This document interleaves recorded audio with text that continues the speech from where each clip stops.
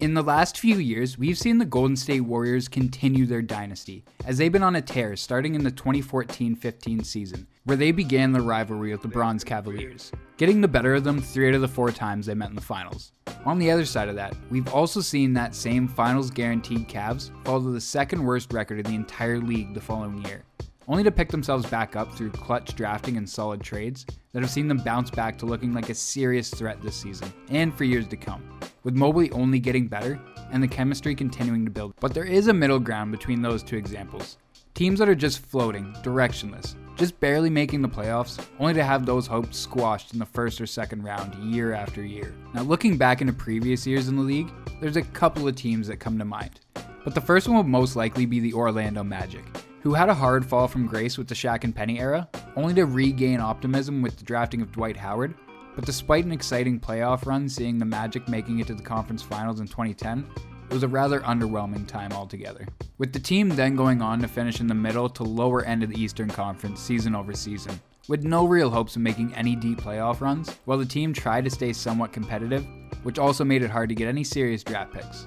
And when they would get the chance to build their team through the draft, the Magic would often fumble the bag, which was never more apparent than sending their debatable 2 best draft picks in the entire 2010s, Victor Oladipo and the rights to Domantas Sabonis, to the Thunder in exchange for Serge Ibaka, who only ended up playing 56 games for the team before heading over to the Raptors. The team had gained traction for a brief period, making a return to the playoffs in 2019, but again, much like the previous years, they were far from a favorite, and ended up losing to the Raptors in 5. No shame in that, however, as the Raptors would go on to win the championship, so that year the team decided to run it back for 2 more seasons. But in 2020, with the drafting of Cole Anthony and the trade to acquire Markelle Fultz, it seemed the Magic had taken their medicine and realized it was time to finally blow it up. First by sending Vooch to the Bulls at the trade deadline. In return, they would receive Wendell Carter Jr. and another piece of their future in the form of a 2021 draft pick that they would use to select Franz Wagner. Now looking into this year, the Magic are finally looking like they have a direction with the amazing selection of Paolo Banchero with the first overall pick. Another team, however, that would seem to be without a real plan would of course be the New York Knicks, who have been a mess for the past 10 seasons especially, only making the playoffs 1 time in 2021, only to have a 6'1" point guard shoot you out of your own building while proceeding to take a bow on Broadway.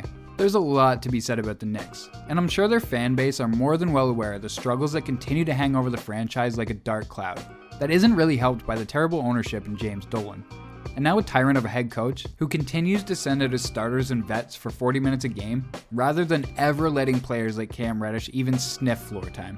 The team had recently went out and picked up Jalen Brunson in somewhat suspicious ways that ended up costing them a draft pick, but ultimately had gotten fans excited, as Julius Randle was no longer expected to carry a team based on his unmatched breakout season. But now at the time of this recording, 35 games into the season, with a record of 18-17, I'm not sure this is something Knicks fans would have signed up for.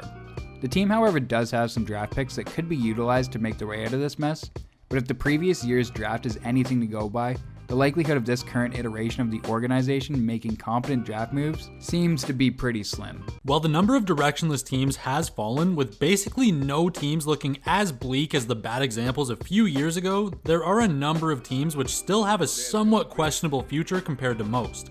Starting with the first example, and probably the hottest take, the Los Angeles Lakers, who after shipping away very promising young players that have now carved out great careers on various new teams, as well as 4 first-round picks for Anthony Davis a while back, actually won a chip. But after being swindled into trading Kuzma for a declining and aging Westbrook 2 years ago, have a very limited time to make something work again, and have so far failed in that effort. The Lakers have been off to a shaky start this season, to put it mildly, getting off to a 13-18 start.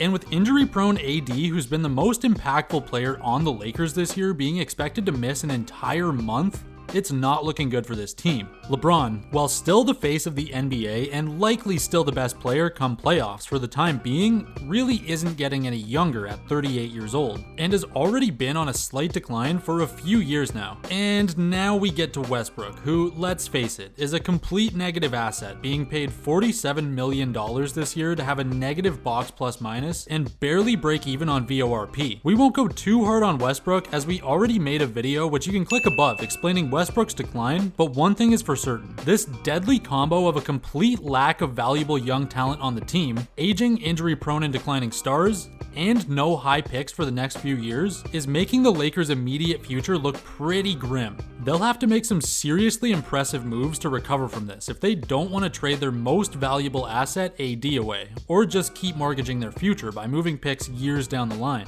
However, it is the Lakers, and they'll probably be bailed out by some crazy free agent signings, the crutch they can always rely on.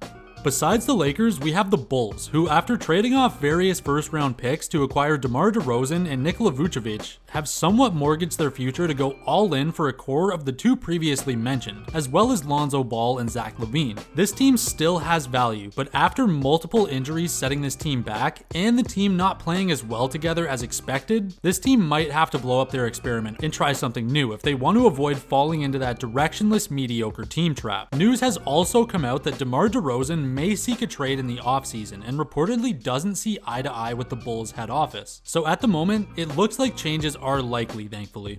This brings us to the last example, the Washington Wizards. Since John Wall's injury troubles and very unlucky setbacks starting in 2017 leading to his decline and ultimately departure from the team, the once promising Washington Wizards with a great guard pairing of Wall and Bradley Beal has just turned into the Beal show for the last few years.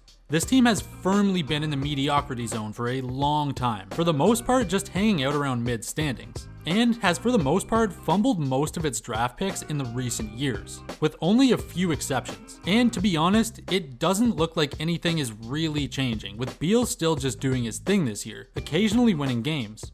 Except, hey, Kristaps Porzingis has joined along for the ride. They could of course trade Beal, who still has a fair amount of value, but do we really trust the Wizards to do anything right at this point? Most NBA teams have at least something going for them this year. Whether that's an improving good young core, aging vets making their last pushes for chips, or at worst, they own their own first rounders for next draft and are joining the Wembanyama tankathon. And this is a very good thing. Fans all across the league have something to look forward to. And there's really no teams around like the Pistons or Hornets of a few years ago, which were so depressing barely anyone paid attention besides diehard fans. Do you think we missed a team or were too harsh on some? Let us know in the comments. If you made it this far, thanks for watching the video, and if you liked it, smash that sub button for more weekly NBA content.